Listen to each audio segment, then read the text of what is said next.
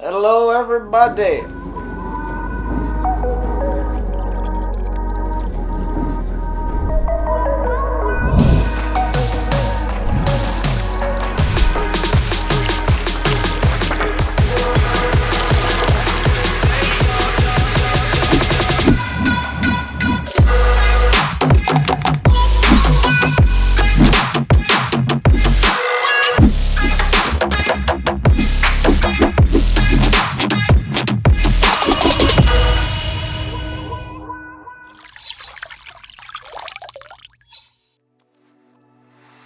So I had this idea for this video a while back of just making a cool video of me unloading the dishes, but it was Daniel Schiffer who really inspired me to do it when he instituted the tripod only challenge. So that's what this is based on. Everything in this video was shot only using a tripod and obviously a camera. So I'm going to break it down shot by shot how I did this video. Let's watch it. Here we go. Ah, frick. Okay. Shots. All the first shots are pretty simple. I just set up the tripod, I add a keyframe from zoomed in at like 110 scale and I zoom it out to 100. The main thing with this is the light. So I have one light.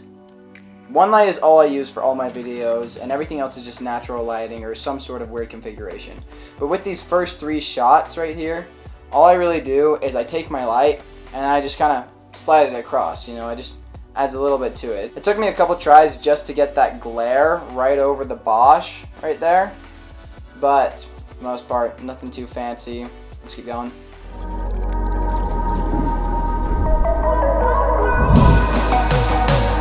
Okay, before we go any further, this is where obviously it picks up. So I have the shot transitioning from my hand, just a simple mask where my hand comes in right there and picks up the headphones. And then when I pick up the headphones, I do the transform effect, following the headphones, whipping it up. And then I have this shot of the headphones just hanging there in the air. And then I have another shot of my head with the headphones on in the exact same spot.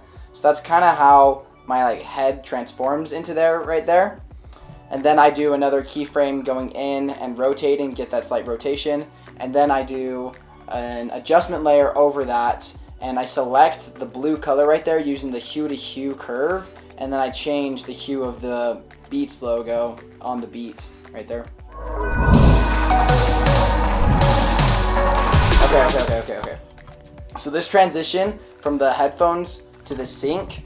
So what I did here, I had my tripod and I tilted it over. I just kind of held it right there with my hand because there was no way to really stabilize it and have it set up looking straight down, so I just put it there and leaned it over. But it was on a tripod, it was still, there was no movement. And I got the sync perfectly centered right there. And then I have my hand come in, you can see the mask of it coming in, and then boom, it transitions right there. The main thing that's really helpful when I was making this is every single time I did a shot, I threw it in the computer and I put it in the sequence right then and there. Rather than doing everything at once and then trying to put it all together, I would edit each shot right after I shot it, so that way I can make sure everything is perfectly in line. So getting this Beats transition to the sync, it was a lot easier because I could just film it, edit it, film it, edit it, and then go back and rechange how the angle was or how far zoomed in I was, whatever. So I was able to go pretty fast. So a lot of masking in there. Next transition right here is a mask. Let's watch this whole sequence.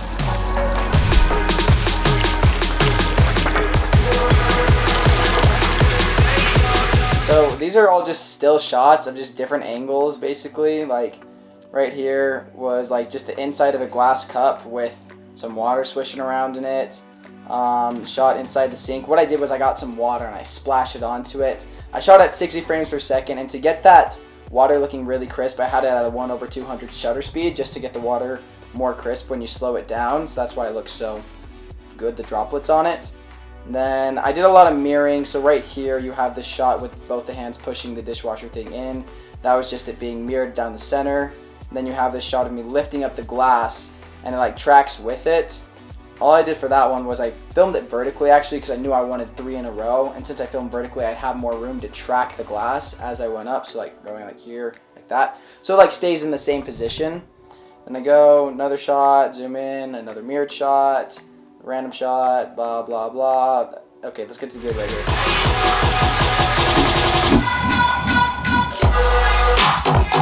Okay, So this thing right here, what I did another transform effect to quickly zoom in on my hands when I grab the cups.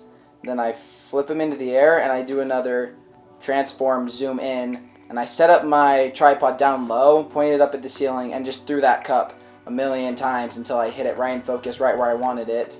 And also I had to do this a couple times to obviously land it. And yeah, hit that, add a little bit of shaking to it just for the beat. Okay, let's move on to the next part. Okay. The cup stacking. So with the cup stacking, I had this idea, it kind of worked, but I wanted to make it look like I did the cup stacking really fast without it obviously looking like I sped up the video. Obviously I sped up the video to 200%, but because I shot the shutter speed at 1/25, it made it look like the normal motion if I was doing it that fast. Because when you change your shutter speed, you change your motion blur. So if I was to wave my hand right here, it looks pretty normal. But let's say I bump up my shutter speed really quick. Now when I'm shaking my hand right here, there's obviously not that much motion blur. This is again how I got the water droplets to look really precise and how I made the cup stacking go really fast. So let's lower it down to 1/25, which is what I shot it at. This one obviously has a lot more motion blur. So whenever I do something, if I were to speed it up, it would look like I'm just doing it really fast, but almost more natural just because there's more motion blur in it. Okay, we got the mug shot. So with the mug, it would have been a lot easier if my camera had 4K capabilities because I had to punch in a lot into it so I could, one, track it and then track the flip. Because if I was zoomed out all the way and you do the rotation tracking it, you're going to get those black bars on the side. So I just punched it in as much as I can. Like, the quality isn't horrible for it and it pulled off the effect pretty well. It's a fast shot. And yeah, so it just took a couple times practicing, making sure I had it right in the center of the frame so I could punch in and like not have to mess with it too much because I wasn't trying to get the black bars on the side.